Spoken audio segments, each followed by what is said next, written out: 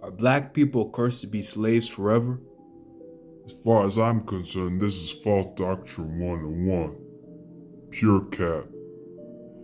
But this is why biblical literacy is important in studying the scriptures for yourself, to study and show yourself approved, because when you get two sides of a faith on a moral issue, you have to evaluate the arguments themselves and see if they hold up or if they BS, if they cap. So we're going to do that now and debunk this notion.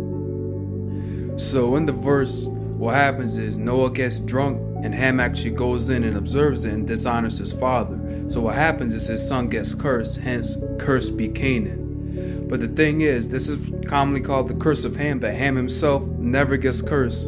Ham goes in, dishonors his father, and it's his son that gets punished for it.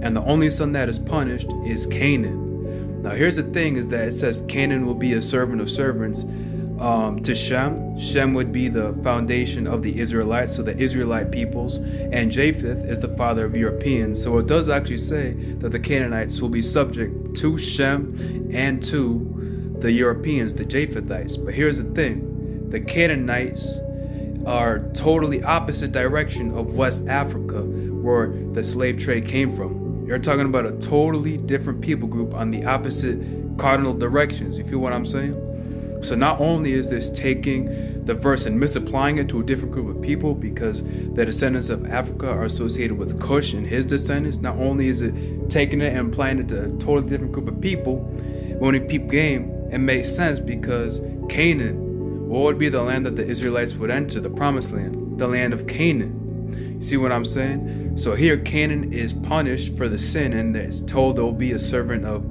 Shem, the Israelites, in other words, the father of the Israelites. And later, after the Exodus, it is their land that they come in to inhabit. So when we study the scriptures, we see that what happens is fulfilled in due time. What happens is fulfilled in the history of the Israelites, which means what is going on is already filled before the New Testament.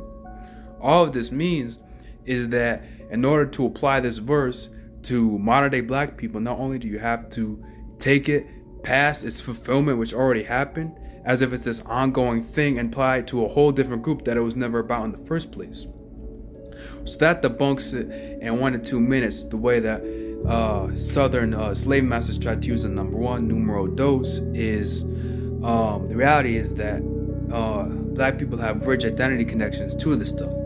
I believe salvation is for everybody and for every nation, but because on the other side of the slave trade, so many cats feel alienated from this stuff, we can't let this make this be our origin point, because when you go from the beginning, what you find is that, say, the oldest recognition of Yahweh, of the God of Abraham, is actually in a Nubian temple outside the Bible, meaning the oldest people to acknowledge God in the secular record are Hamitic people, are ancient Nubians, ancient Africans, sub-Saharan.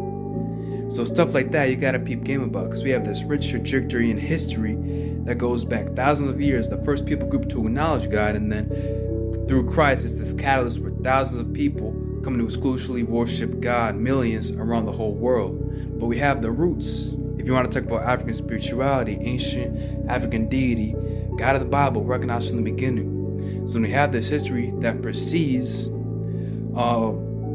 slave master doctrines, when the way of salvation has been the same through all eras, we can't let ourselves be discouraged from this history that comes from the Semitic and Hamitic peoples from the beginning. So y'all be blessed in the Most High, man. Peace.